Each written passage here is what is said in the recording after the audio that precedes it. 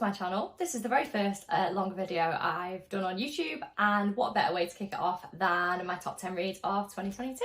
I've been wanting to do long videos for a while, so after the new year it's perfect time to get started.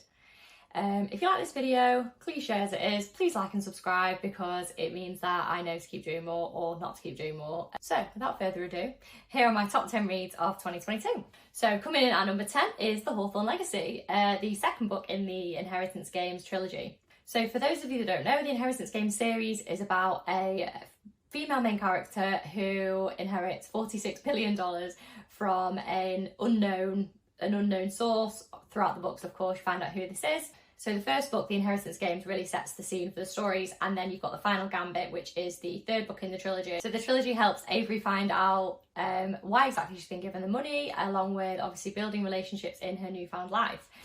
The reason why The Hawthorne Legacy is my favourite book of the series is because this book just gets into the good stuff. There's so many puzzles. The main character, Avery, forms relationships with other characters in the story, and this book is definitely the best in the series, and that's why it comes in at number 10.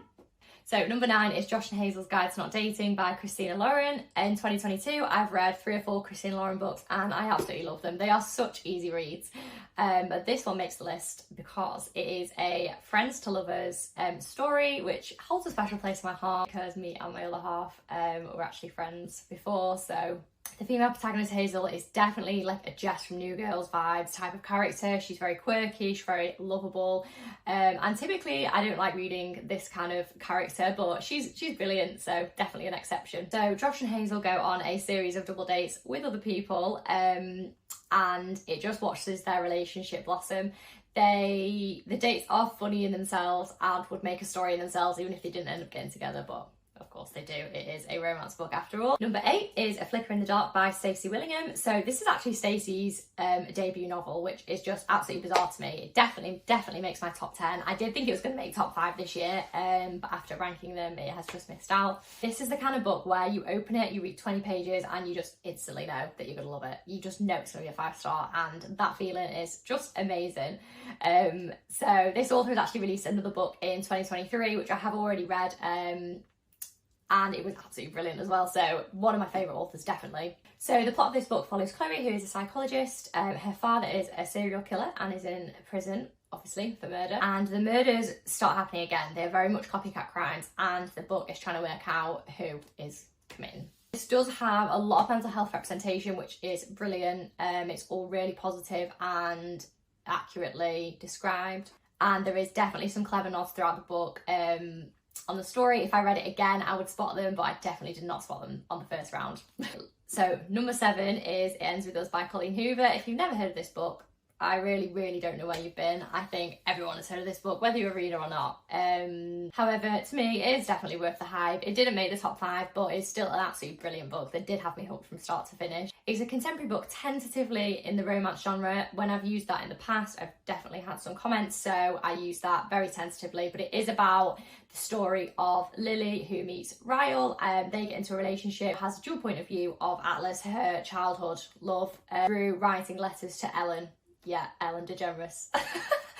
So this is a really interesting read. I can tell exactly why it's so popular, and this book does explore some domestic abuse topics and other things, so definitely check the trigger warnings. Since it is such a popular book as well, there is a lot of people who do have opinions on this, so it is worth taking with a pinch of salt. Number 6 is The Paris Apartment by Lucy Foley. This was my first Lucy Foley book and definitely won't be my last, although it does have some mixed reviews, especially like on Goodreads, and I have seen mixed opinions on TikTok, but I personally absolutely loved it, and it definitely deserves the number 6 spot in my list. So as the name suggests, it is set in Paris. It's set in a beautiful apartment, gorgeous staircases, secret passages, everything. It's a domestic thriller that follows Jess, who arrives at her brother's apartment, who's invited us to stay there with him, and he just isn't there. He doesn't turn up, and it just unfolds the story behind that. The ending of this book, I never would have guessed. Even after reading 50 plus thrillers, I would not have guessed this. Number 5 is The PACT by SHARON Bolton. This was one of the very first books I read in 2022, and it still makes the list, and not only that, it does make the number 5 spot, so yeah, it is in my top 5.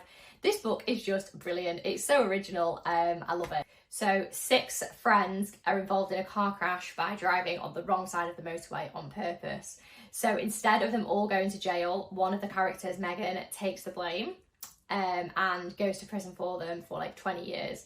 So the reason she agrees to it is because every person in the friend group then owes her one favour when she gets out, and it is the story of 20 years later, when she gets out, what she asks for. It is a really tense read and it is brilliant. Number 4 is In My Dreams I Hold a Knife by Ashley Winstead. This book is brilliant as well. This was recommended to me by my good friend Sammy, and definitely did not disappoint. So it's a dark academia thriller, also about a group of 6 friends, but with a completely different storyline. It is a murder turned mystery about the 6 friends 10 years later. So when they were at college, a murder took place, and then 10 years later they're at a college reunion and everything starts to unfold. It's told mainly from the main character Jess's point of view, but there are chapters from other characters just intermittently, which I think is fantastic. It's brilliant. Just when you're thinking like, what would that character be doing or thinking, bam, there it is. So yeah, it's really good. And also there is a little bit of romance started through this thriller, which you just can't beat. So yeah, number 4. So number 3 is The Lies We Told by Camilla Way. This book I have never seen anywhere on any kind of social media, and I've tried to find it and nobody is talking about it. So if you take anything away from this video, it is to read this book. So it's told from a dual point of view. One side in the 1980s, which follows Beth and her daughter Hannah, who no one can work out what's wrong with her. She is crazy.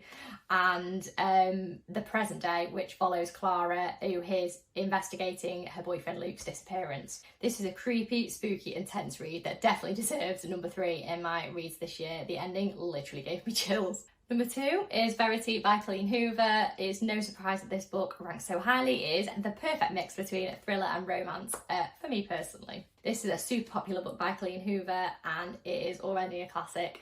It follows LYNN, who's a not particularly successful author who's on the journey to ghostwrite some of Verity's books that haven't been published, as she has become paralysed and non-verbal. It follows the journey of LYNN, Verity and Jeremy, as well as Verity and Jeremy's kids, on the journey of writing these novels. It's a unique story, there's definitely some trigger warnings, and it's caused a bit of debate in the community. There's also a bonus chapter as well, which is worth reading if you're going to pick it up. And a drum off my number 1, if you know me personally, this is no surprise that my favourite book of the year was The Silent Patient by MICHAELIDES. This is genuinely the easiest 5-star book I've ever given. I hit 5-star probably before I even finished reading it, and the end made it like a 5+.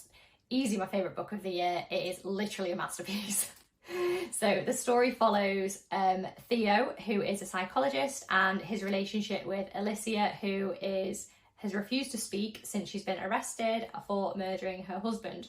She's in a mental facility and Theo talks his way into becoming her therapist, and the journey unfolds from there. It's an amazing psychological thriller. You can pick it up literally anywhere, and it is my top read of 2022. So I really hope you enjoyed this video, and let me know what you think. Were any of those in your top 10 or top 5 reads of 2022? Let me know also if you enjoyed the video. It just means I'll create more longer content for you guys. Have a great day.